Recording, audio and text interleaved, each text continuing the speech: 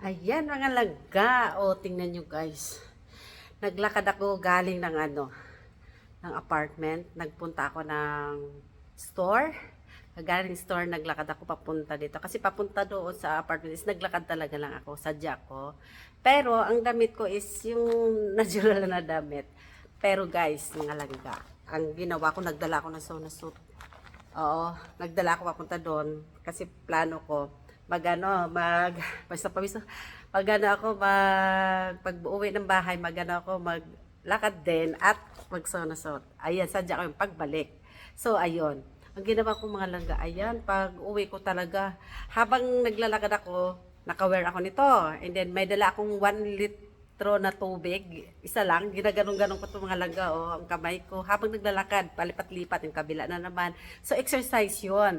Habang pinagpawisan ako, basang-basa talaga malangga. Oh, grabe, basang-basa to.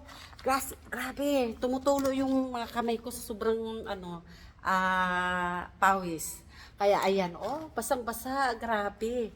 Talagang sobrang basa. Oh, pawis na pawis akong malangga. So, nag-antay lang ako na maghumupa yung pagod ko and then magtanggal ako ng suit. And then, ayan, maya pahinga muna and then maligo. Ayun ang gagawin ko mga langga kasi alam nyo na, bawal maligo agad, baka mamatay ako maaga. Kaya ayan, grabe na pawis ko mga langga. Sadya ko talaga yun.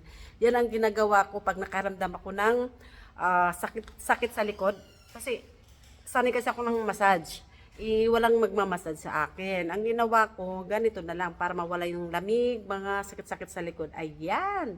Hanggang dito na lang mga langga. Sinishare ko lang yung ginawa ko ngayong gabi.